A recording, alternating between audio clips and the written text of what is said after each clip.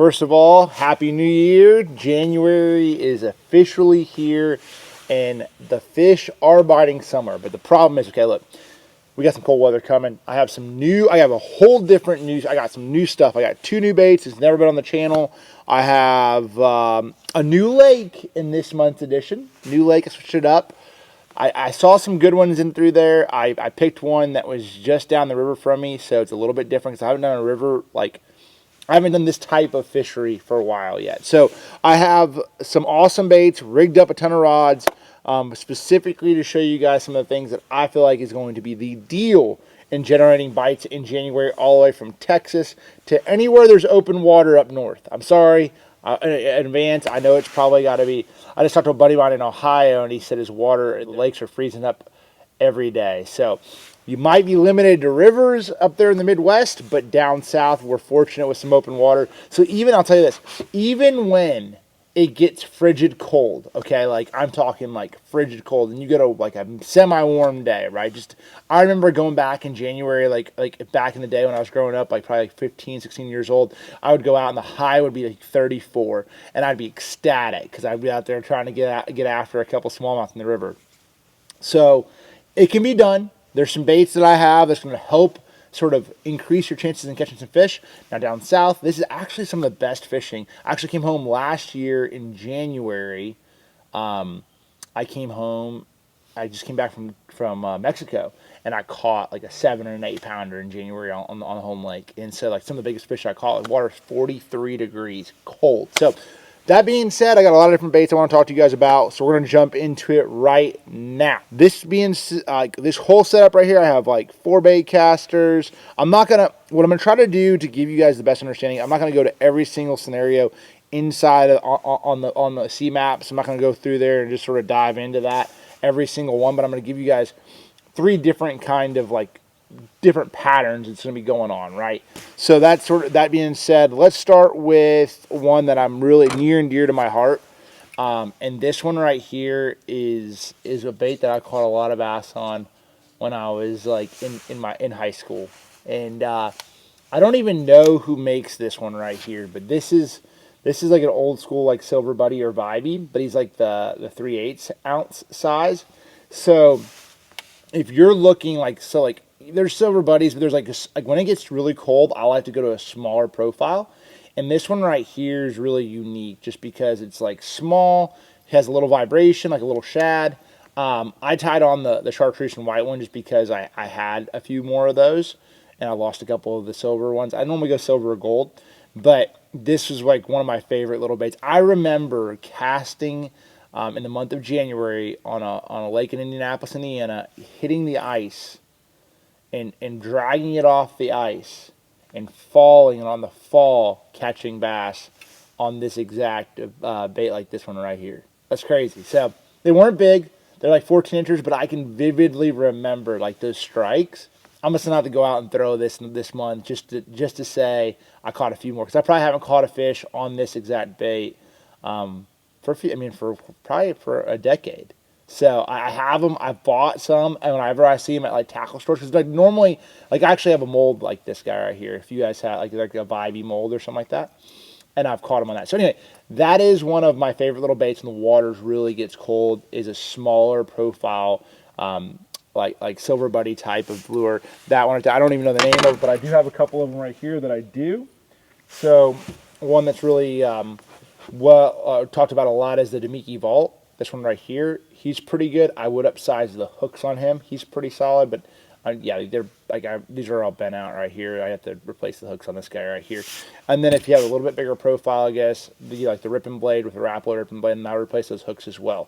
Bigger profile, so each one's a step up, basically. Like they're just step up in size. So profile is everything, but if you have open water, ponds, lakes, this is good stuff to catch fish on. Like no matter, like if there's one bait that I'm like, give me in a pond or a river. Now in a river you better have about 50 of these because you're about to lose every one of them.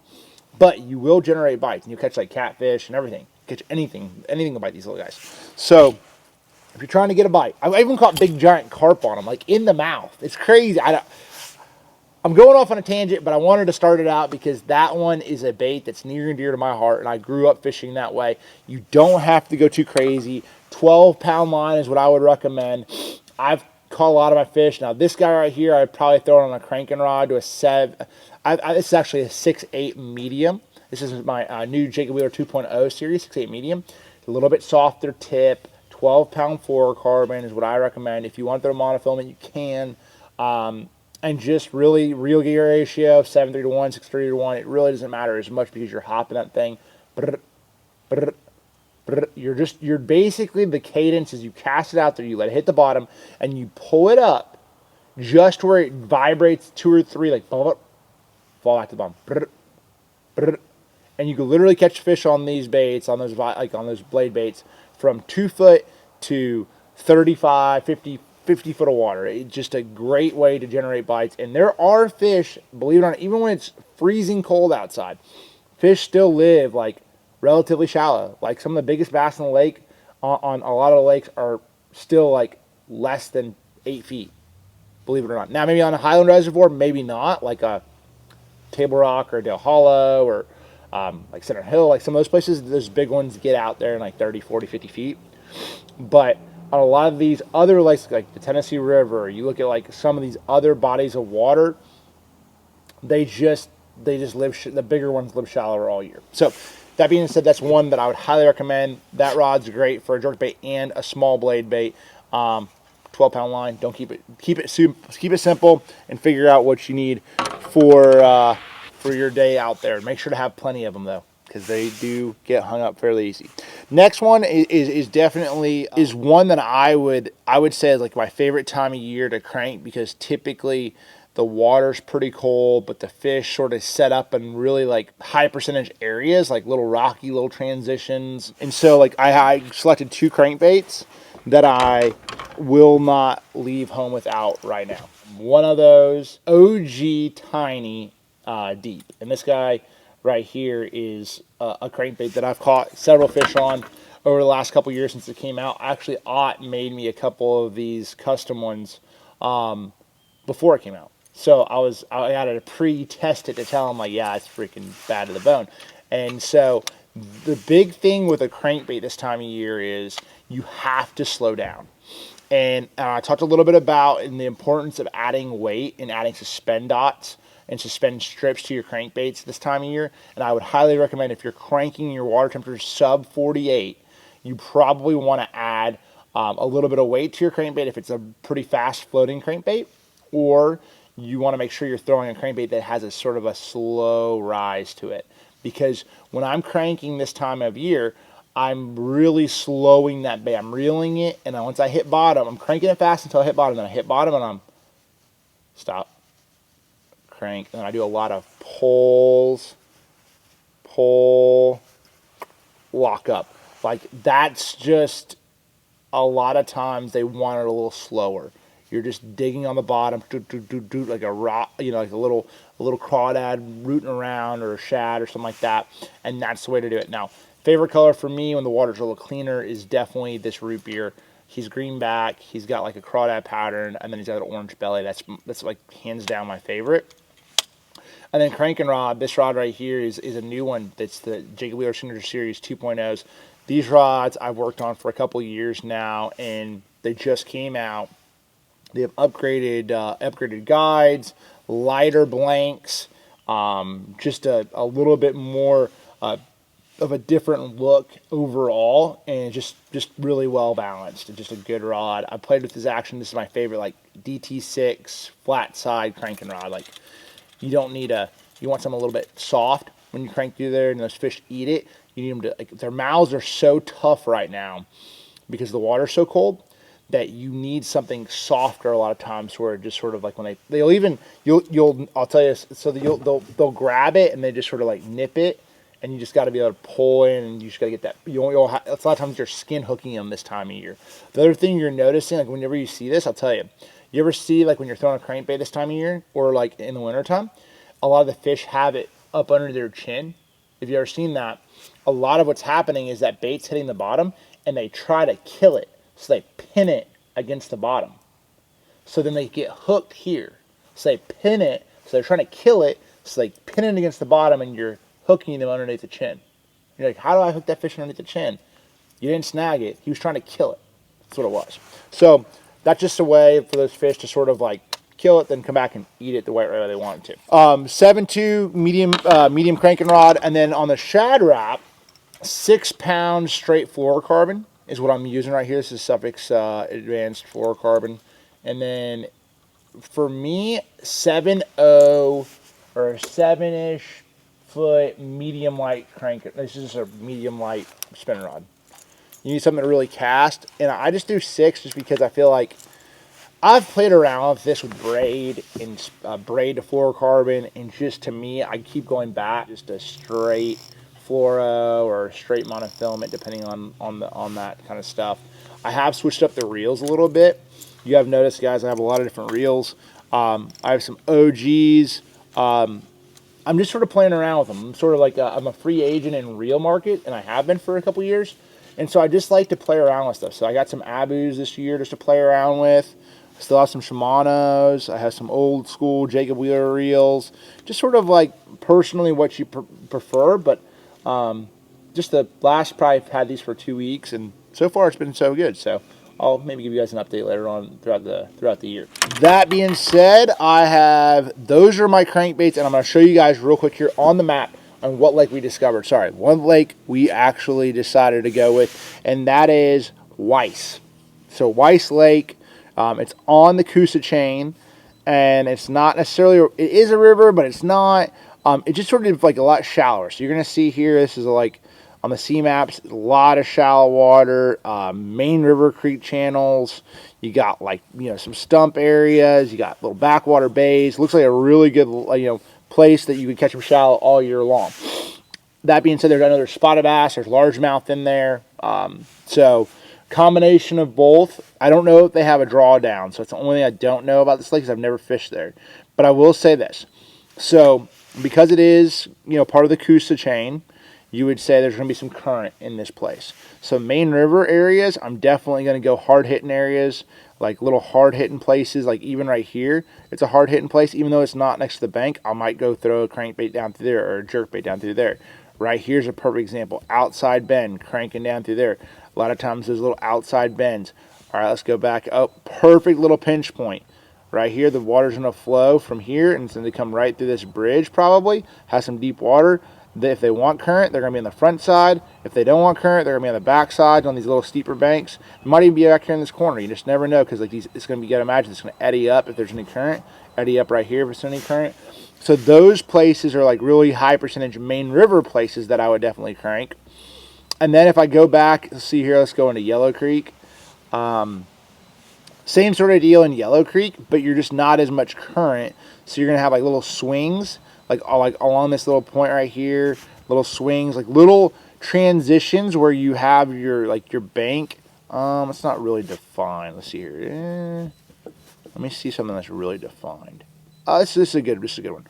Okay, so this is not like a bluff end, but this would be like a transition bank. So you have a real steep bank on this side, and then you have flat right here. So you'd have a flat right there too. So like each of these little transitions from the flat to the steeper part, that's a lot of times, depending on how warm it is in that day, they're going to either be here or they're going to slide up on top of that flat. So you're sort of just playing it around. That's why a lot of times I'll crank probably crank that whole stretch if it sets up right. But that's sort of like a good run now, like how I would sort of look at it. Main river versus, because current's different. Like, and there's current throughout the whole system, but in the creeks they're a little bit differently set up. Then they're going to be on the main river. They're going to set up more current oriented, whether they want current or they don't want current. So figuring that out is really, really important. And those crankbaits right there are as good as it gets. As far as the Shad wrap goes, number 5 Shad wrap, I just love a number 5 Shad wrap. It goes 5 to 7 feet. And I would say the Shad or CRAWDAD is my 1 and 2 color. I just keep it simple. I've thrown it. Back in the day, I used to just crank all the time. And that's what I always did. And I haven't done it as much because I haven't had as much time. A lot of times we start off in Florida, so we're out there, we're already flipping, and so like we haven't had a lot of great pre-spawn tournaments you throw a crankbait. But I could see that coming back this year. We'll see. I think Conroe could be a good cranking tournament. Next on my list is one that has not been on the channel in one that I think is really underrated for this time of year specifically. A lot of times fish are on bait and they're close to the bottom, and that is going to be an underspin. This is an underspin, like a finesse underspin specifically. This is an 1/8 ounce one, but I didn't really. I had to look through, dig through my stuff. I had like a one that was all messed up and rusted up because I had it tied on. I caught several fish on it, and it's normally a quarter. I normally throw a quarter or 3/16, 1/0 hook, Mooch Minnow on the back, a little bit something different. And the cool thing about Underspin is he's sort of different. I mean, he is a different deal. He's got a little flash.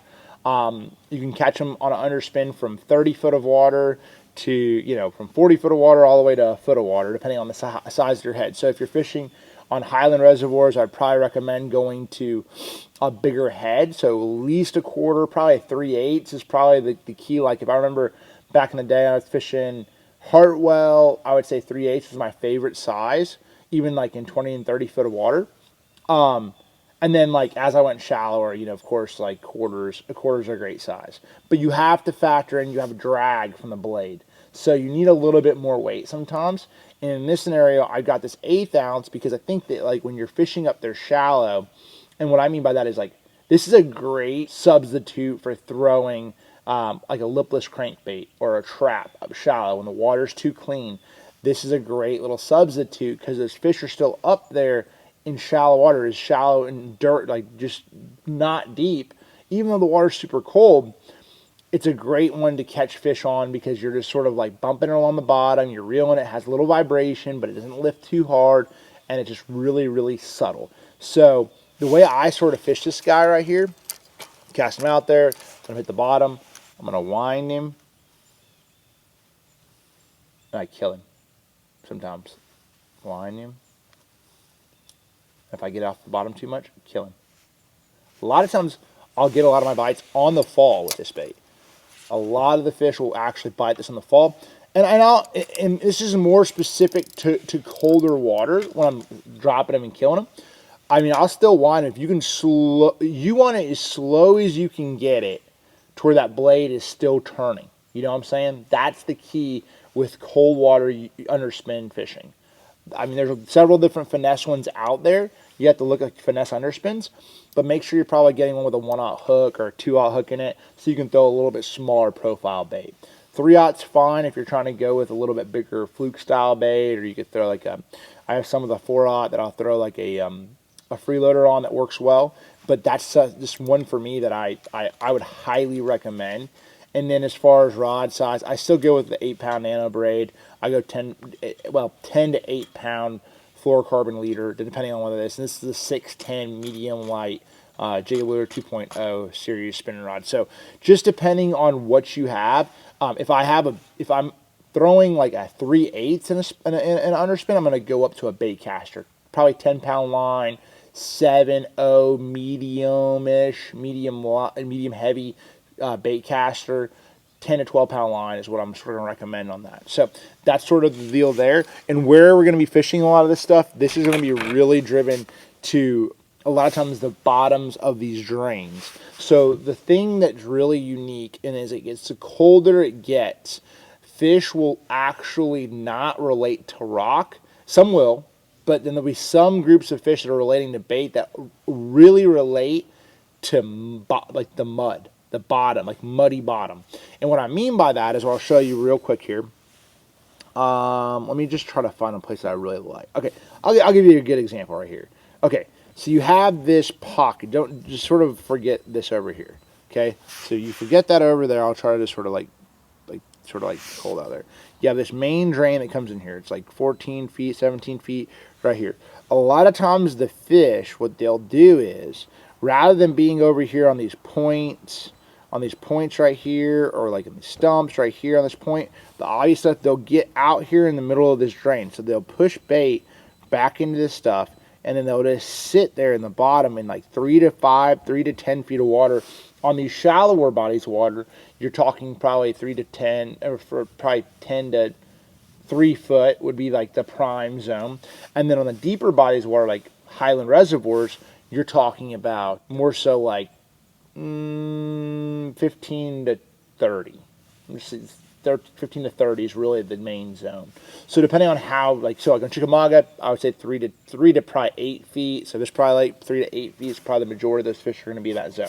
That's where I'm going to be fishing the middle of the drain, okay?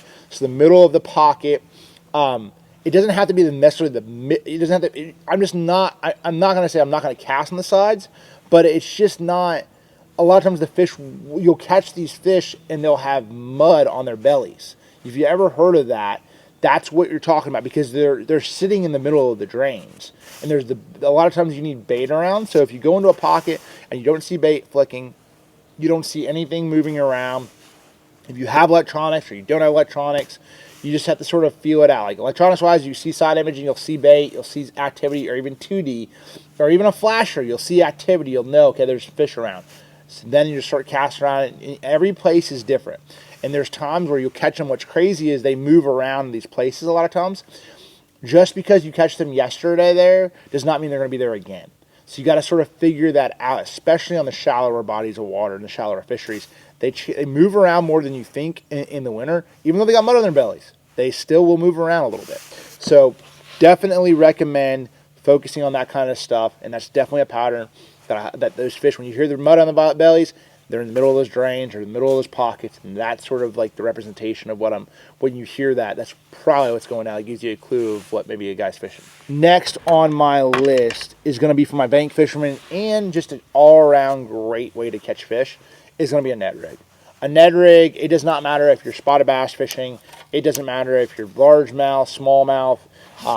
If I had one bait to probably bring from the bank, I'm going to have probably a Ned rig is probably going to be the number one for the majority of us down here in the South, if you're in cleaner bodies of water, just because you can cast it fairly inexpensive. You break your jig head off, get a pack of BLTs right here, and just grab you a pack of BLTs, grab you some jig heads, and you just go walking the bank and casting around. And so depending, like right now I have an 1/8 on here, because if I'm fishing shallower rivers and shallower places for the bank, I want to be able to cast that out there, fish around, hop it around.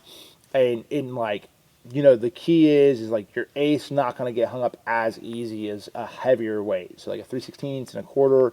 I like throwing that from the boat aspect when I'm fishing deeper. But if I'm from the bank, I want a 16th, an 1/8 is probably like my go-to, right? So I like the green pumpkin watermelon. That's probably one of my favorite colors in this bait.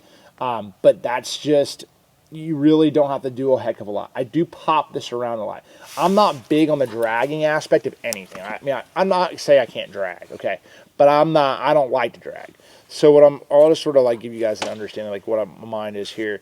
So when I'm throwing that Ned rig, I'm just sort of like pop up, pop up, pop up. You're just like sort of popping it up and then letting it fall to the bottom.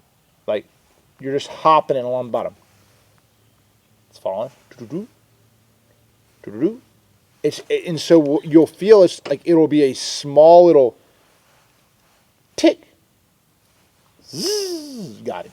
Like that is the textbook Ned rig bite in the wintertime. You're not going to have it tunk swimming off like crazy. He's cold, he's sitting there, he's shivering. You're going to eat it, and he's going to sit there. So you're going to have to really pay attention with your line. That's one thing that I really like, this new REVOLVE braid, this 8-pound braid. This is like, it's high vis. So you're able to watch your line a little bit more. And those subtle little bites in the wintertime, sometimes they'll be a pop-up. And you'll have this like semi-slack line. You have like a bow in your line, you'll see. Like sometimes you don't even have to feel it. It just, or if it's a little heavy, set the hook, you know. So same rod I'm using on this one. I'm actually using the 610 medium light. I really love that rod. So I've just designed that rod. It's just coming out. It's a brand new rod in the 2.0 series. Has a super fast tip. It's going to be great for all the finesse tactic aspect. I've designed it for smaller minnows, Ned baits, of course, like little hair jigs, stuff like that.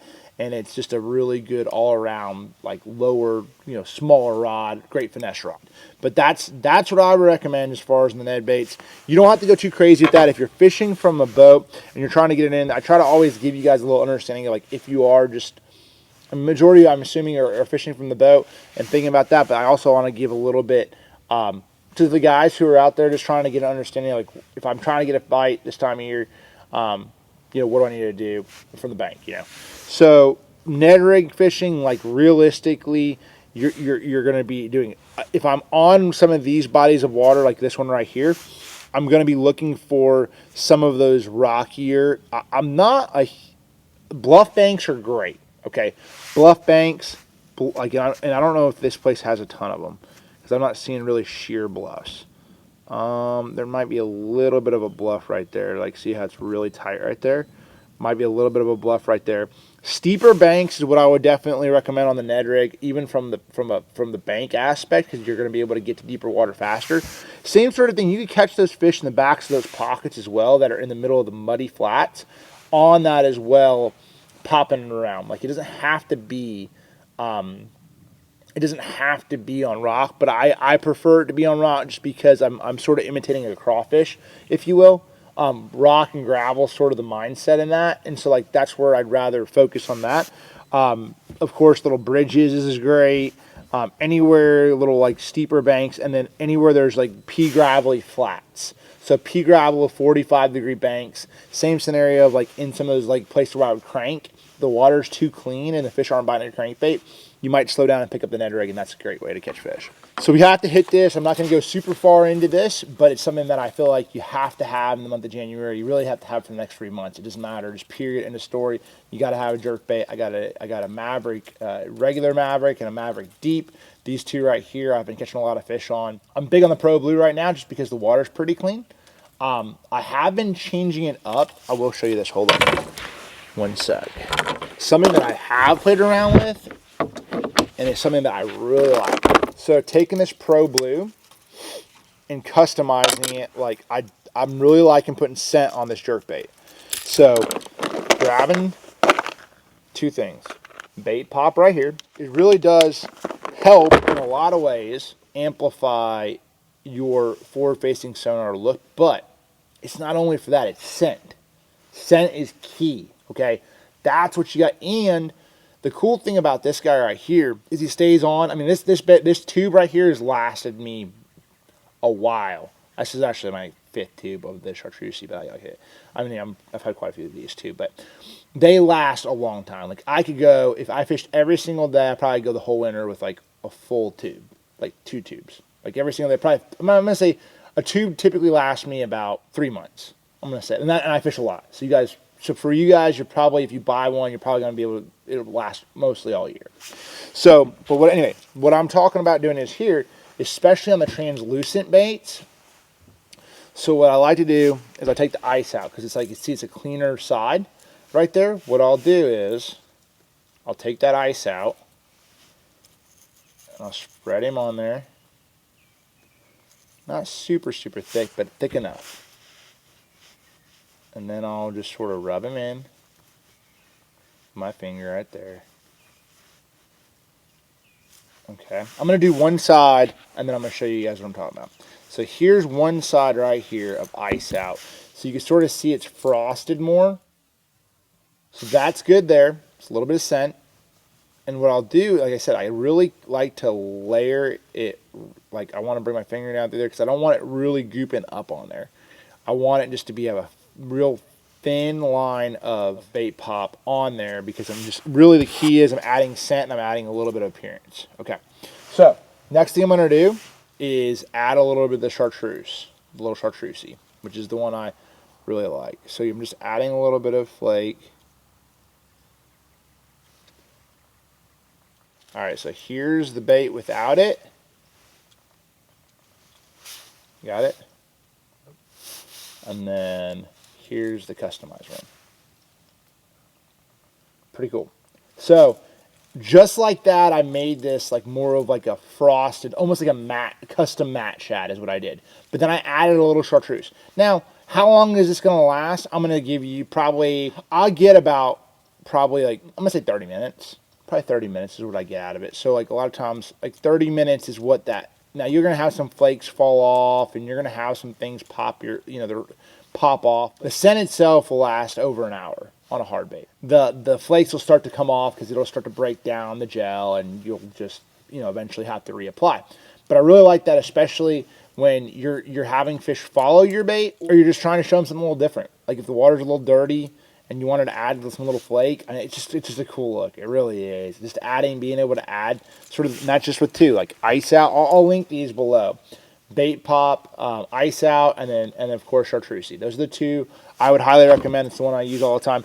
And the chartreuse is a hard scent, so it's like there's more scent to him than like this guy. Like the ice out's more of like a soft scent, so it's like a lesser of a scent. You know what I'm saying? Like, so it's like not as intrusive. So I'm mixing two together, but it just works. So that's something I've caught like a couple of really nice ones this week. Using that exact deal. The water gets a little dirty. I want to add it. I just think it matters. To me, it matters. To me, it matters. And I'll tell you this. I was never that big a fan of scents. But over the last couple of years, I've noticed it making a huge impact. And going to the ocean and you put like a little scent out, like a chum bag scent, like it's insane how fish just move to that, right? It's just like a bass, like thinking a bass following a jerkbait, and you have a scent trail, and they're just looking at it, and they're following it, and they're following it. Like, say 1 out of the 10 bass that follows my jerkbait that wasn't going to bite it, bites my jerkbait because I have scent on it now, that's one more bass I wouldn't have caught. And so for me, it's like, okay, how long, efficiency is everything as well. So like, how long is it going to take me to keep reapplying? But if I can get scent for an hour on that jerkbait, then I'm really almost like, it takes me, 10 seconds to put it on or a minute to put it on. That's probably, that's well worth my time. So throughout the duration of a day, if I have 50 bass follow it and I catch 4 or 5, even 3 more, that's a huge difference for me in professional fishing. So that's like, I'm always looking at it that way. So jerkbait, same sort of stuff there. I'm going to be fishing a lot of those transitions, deep to shallow. Think of deep to shallow. And deep to shallow is, again, relative.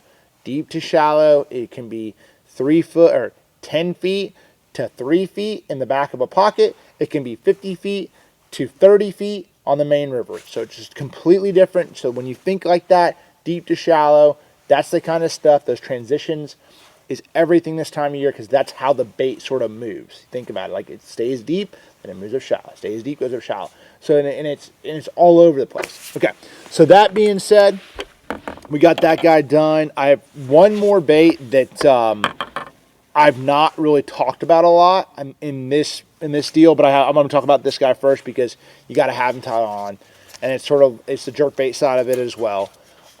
It's sort of like a jerkbait, but not. You got to have Mr. Freeloader on. You got to have him on.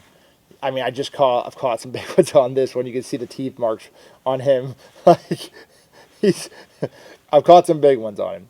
Green Pumpkin Disco is the new color. If you haven't seen that one already, it's a great one. It catches a lot of fish.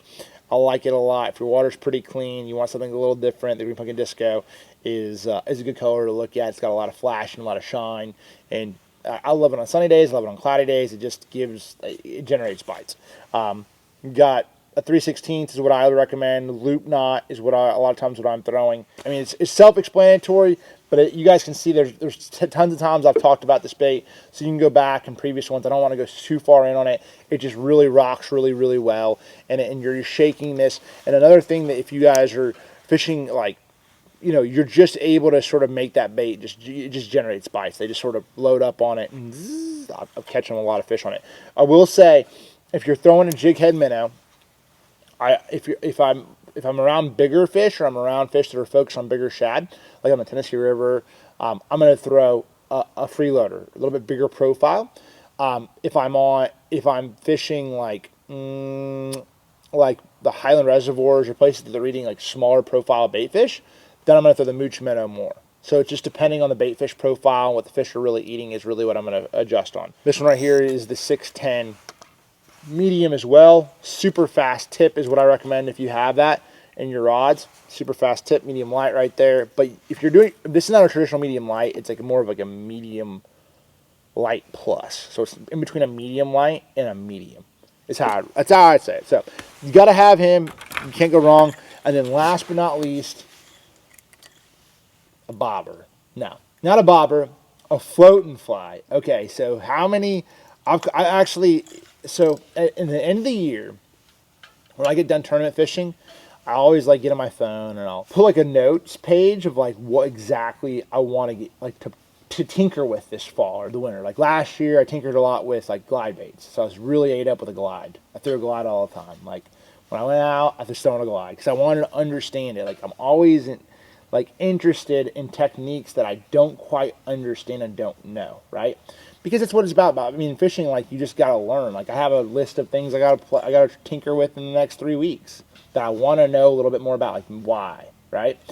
So a float and fly is something that I set out to try to play around with, and there's several different ways you can use a float and fly, but this is the one that the way I like to do it, just because, like, I mean, you can get 10-foot rods or 8-foot rods and cast it, and it's like it becomes a pain in the butt, but I really like the slip bobber move because I can adjust it, especially with like being out there in the boat. If I go into a shallow water area, I can fish that float and fly in certain zones from shallow water to deep, and just depends, right? So what a float and fly is, for the people that don't know what I'm talking about, you have a bobber a lot of times, and you have typically a hair jig, or a lot of times I'll even throw like a Mooch minnow on them if I'm doing something a little bit different. A lot of times you're fishing steeper places, whether it's bluff walls, you can do it on points, you can do it on a lot of different things. But the cool thing is it really started from I mean, I don't know if it started there, but I mean, one of the places that I would say it got the most famous would be Dale Hollow. That probably would be the place that got the most famous, and I've heard about it several times. And there's never really been a major tournament that's been that I know of in the sport that's been won like really throwing a float and fly. So it's just something that, like, it's a cool way to generate bites. I remember going out to Lake Erie and throwing it in the wintertime on some places where there's a lot of bass. That's a the big smallmouth would be doinking it. It'd be so much fun. But spotted bass love this technique. I actually got to go with a friend, Kevin Drake, to a little lake and play around with this float and fly technique, and we caught probably 15 or 20. And it was really cool. It was snowing that day. He ended up catching like a 4-something pound spot. It's just a way to generate bites, and they'll come up a lot further than you think. It's just really subtle, and it's almost like a Damiki, like vertical, right? But you have no pressure of the boat above them, and that's what's cool about it. Is like, so you can fish it from 5 foot of water. You can fish the same thing like in the middle of those pockets, where those bass are in the bottom of those drains, but you're probably gonna catch a lot of crappie on a lot of these places too. So, which is not a bad thing. You can fill your freezer up and catch a few bass along the way. But a float and fly is a way to do that. I throw that. This is like a fill bobber. I don't go with a big like a big slip float. And typically, like, I just adjust it. So basically, how that slip float works is to be honest with you, I never even knew how a slip float worked because I never thrown one. So I had to learn all this stuff. So I have this little deal down here is like sort of your knot, that basically your stopper, if you will. It's your stopper that's going to help that. And then you have a bead. So you put that on there first, you put your line through that, you tighten it up, and then you have this bead right there that goes up there and stops your flow. So I can move this stopper anywhere I want, basically along my line. So other than past that knot, that FG knot. So I typically want to make sure I'm fishing at least 10 feet deep in this scenario. But one thing, if you are using braid and you're trying to fish shallower, so a lot of times what I'll end up doing is I'll make a rod that I have like a little bit less, like a little bit shorter leader, that I have the knot on this side of the FG, and then I'll have one that's on this side of the FG. Simple, easy. This one gives you a little bit more room. So if I wanted to, because the thing is, I don't like reeling that knot, that deal, the stopper, way down into the reel. Like, that's away from the FG, really. I just don't really like that because it's harder to cast. For me, that's, again, personal preference is everything. But as far as baits go, I mean, you can use little, like, baby shads. You can use, I think it's a Spro fly. Maybe that's a 16th. I keep it to a 16th and an 8th. I've caught several bass on it. I mean, you could go big profile. You could do a lot of crazy stuff with this technique, which was what I wanted to try to play around with. And I caught several nice fish on it. Don't know if it's a great tournament technique, but it's a great technique, especially for those who are going out there and just trying to get a couple bites in the wintertime and trying to learn a new technique. It's a way, if you know there's fish in the area, You can adjust your depth accordingly, and you can figure it out, and that I enjoy. So, float and fly, try them out. I don't know, get you a slip float, spinning rod. You don't. The cool thing about the slip float is you don't have to have that long rod, and you can do it with about any rod you have, right? I would say like a 7 medium, 7.0 medium, maybe about perfect. But you can get it to where it's 20 foot. It goes down 20 feet. It could be down. You can fish it in 20 foot of water. You can fish it in 3 foot of water. So there you have that. I'm not going to get too crazy on it, but that is all I have for today and all for the month of January. I broke down as much as I could. I gave you all the goods. I tried to give up some new good stuff, some stuff that I've been playing around with. Go out there, go fishing. If you have a decent day, listen, catching 1 or 2 fish in the month of January. This is actually the month to really catch the big ones. So if you're in Texas, you're in Tennessee, you're in Georgia, you're in Alabama, you ain't got no excuse to go out there and go reel some bass in. But if you're in the Midwest, get a good day, warms up, sun pops out, get out to your local river, get a little river or open water, crack through some ice, make you a few casts. If you can catch one, it's a success, right? That's how I've always done it, and that's how I grew up. And so get out there, enjoy it. Happy New Year, my friends, and we will see you on the next one.